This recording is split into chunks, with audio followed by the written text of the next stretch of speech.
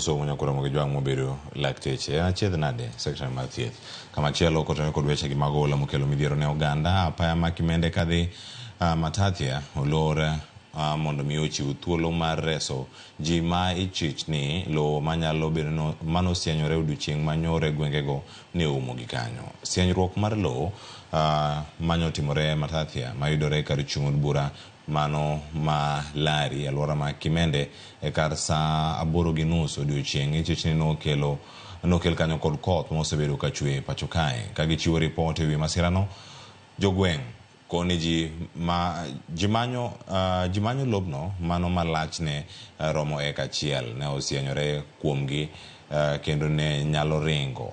Gino mane okelo luoro ni dipo ni nitiere oganda ma omoko e lo makamano. Kweth mag jolony e kedo kod masiche ma wuok apoya nono dhi nyime kod chenro mag manyo ji mane omoko e lono. Start the rescue mission to make sure that at least if there are those people who are maybe buried, we can excavate.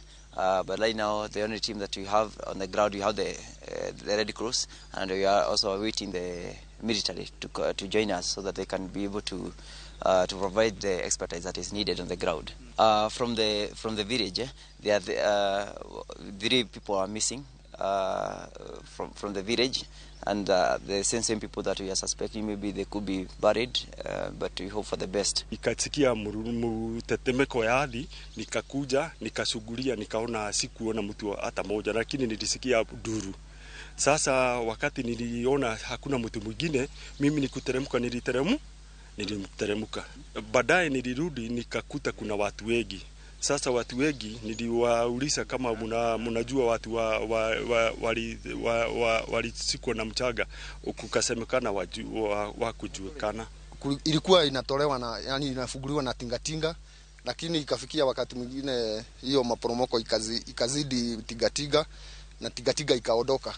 Sasa ikafika wakati ya masaa ya jioni, ndio hiyo sasa hii poromoko kubwa ndio iliteremka